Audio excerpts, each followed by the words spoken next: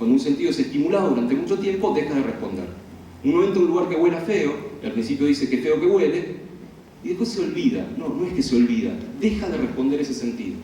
Algunos dejan de responder rápidamente, otros tardan un montón en dejar de responder. Si el tiempo es un sentido, ¿tendrá también este fenómeno llamado adaptación? Otra cosa, cuando hay un sentido, algo lo tiene que estimular. Y eso lo llamamos estímulo adecuado. Experimento. Dedo.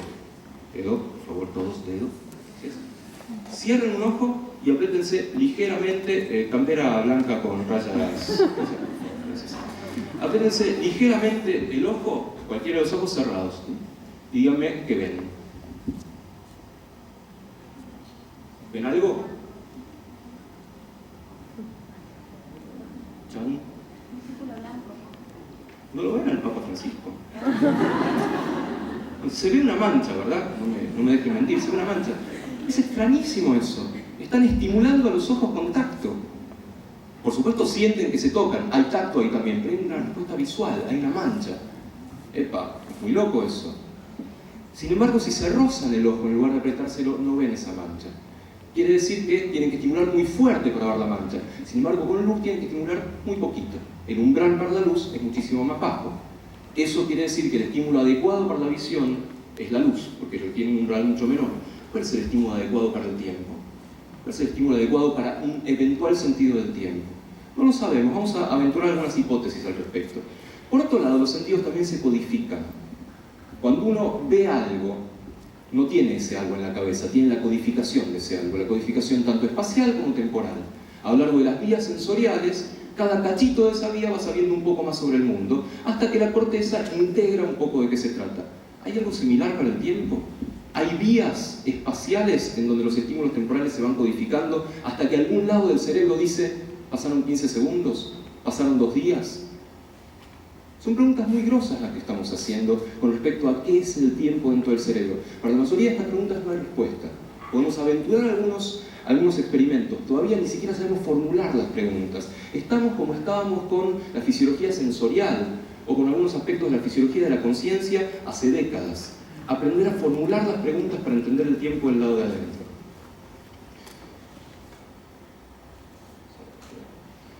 El asunto con esto de si el tiempo se codifica como los sentidos tiene un correlato bastante interesante. Resulta que los sentidos clásicos también necesitan de tiempo. La visión, el olfato, la audición necesitan de tiempo y tienen velocidades diferentes. Yo les pregunto, ¿cómo se larga una carrera de Fórmula 1? ¿Cuál es la señal para que los tipos aprieten el acelerador? ¿Hay un semáforo? ¿Nada más? Hay un disparo o algo que hace ruido.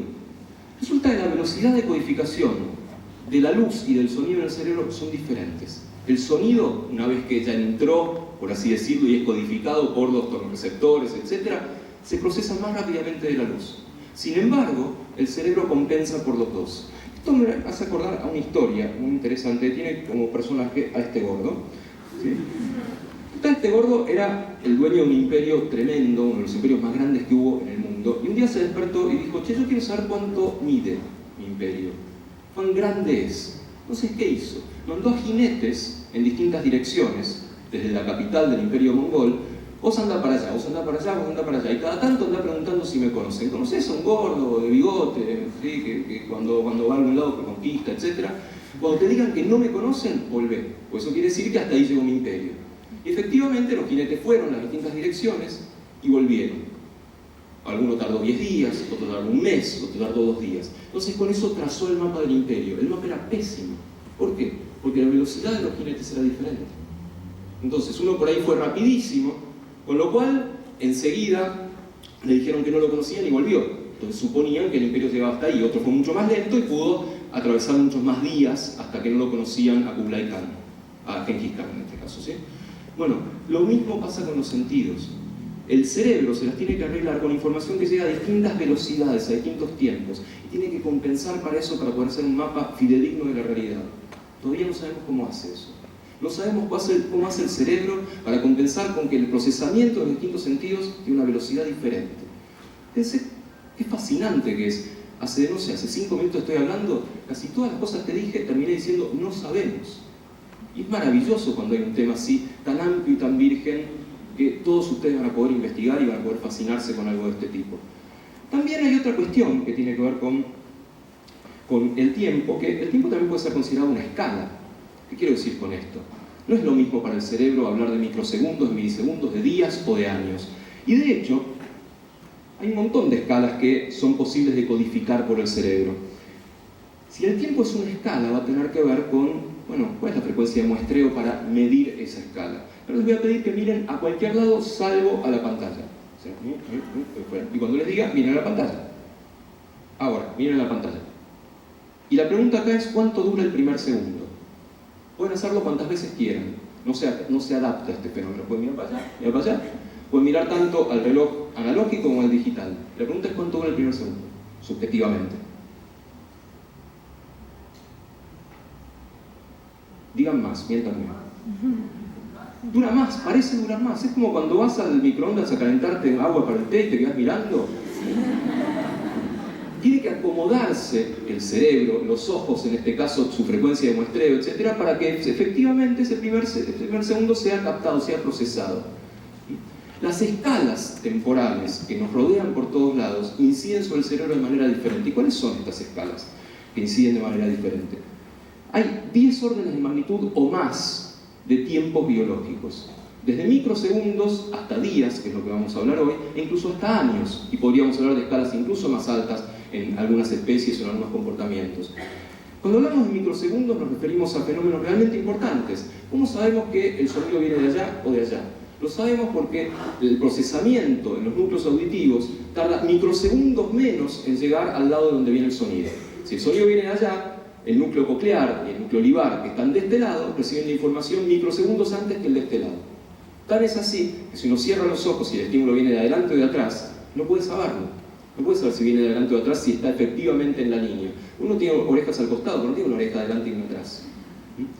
Por tanto, los microsegundos son importantes y son relevantes para ciertos procesamientos sensoriales. Después vienen los milisegundos. Los milisegundos en cuanto a tiempo cerebral son fundamentales para ciertos procesos cognitivos. Tienen que ver con que podamos cantar, con que podamos decir un chiste.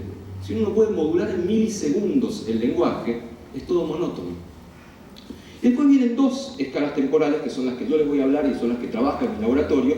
Una es la escala de segundos a minutos, que tan importante es que tiene nombre propio. Se denomina interval timing, o tiempo de intervalos, o muestreo de intervalos. Y la otra es la que tiene alrededor de un día, que también tiene nombre propio, tiene que ver con el tiempo circadiano. Y estas son las dos escalas a las cuales yo me voy a referir principalmente en la charla. Estos son los ejemplos, vamos a pasar de lado. Ahora bien, la gran pregunta es, si estamos hablando de tiempos en el cerebro, quiere decir que habrá algo que los mida, habrá relojes que miden esos tiempos. Y de hecho sí los hay. Y acá ya nos estamos aventurando sobre terreno un poquito más seguro. O sea, no es tan no se sabe. Conocemos áreas del cerebro que funcionan como reloj, funcionan midiendo el tiempo. Tiempos que pueden ser muy cortos, por ejemplo relojes cerebelares, que están en el cerebelo por acá, que tienen que ver con el procesamiento de microsegundos. Tiempos que tienen que ver con esto que yo les decía de interval timing, áreas muy profundas del cerebro y áreas corticales, y tiempos que tienen que ver también con el procesamiento de un día, áreas hipotalámicas a las cuales vamos a referir en todo un ratito.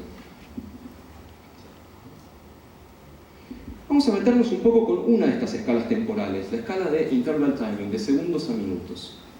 Podría hacer un experimento con ustedes y pedirles que estimaran 15 segundos. Entonces ustedes pensarían, y levantan la mano. Van a ser bastante precisos en hacerlo, pero van a ser bastante más chotos que los ratones. Porque un animal de experimentación en el laboratorio es un excelente predictor de intervalos de segundos. ¿Y cómo se hace esto? Se hace con un protocolo de aprendizaje que ustedes conocen perfectamente bien, puede ser aprendizaje asociativo, en el cual se asocia que tanto tiempo después de una señal viene una recompensa. Tanto tiempo después de que se prende una luz o suena un sonido, el bicho tiene que ir y apretar una palanca. Al cabo de unas cuantas sesiones, el bicho aprende que solamente conviene ir a apretar la palanca 15 o 20 segundos después de que se prendió la luz. Lo aprende muy bien, y esto es un poco el protocolo que se hace, el protocolo que hacemos en el laboratorio. Primero asociamos la señal a que hay que apretar la palanca en cualquier momento, y luego solamente le damos una recompensa si aprieta la palanca tanto tiempo después de la señal. Finalmente, ¿cómo es el experimento? Dar la señal no dar la recompensa y comprobar que el bicho sigue buscando la palanca en ese momento. ¿Y cómo se ve esto experimentalmente?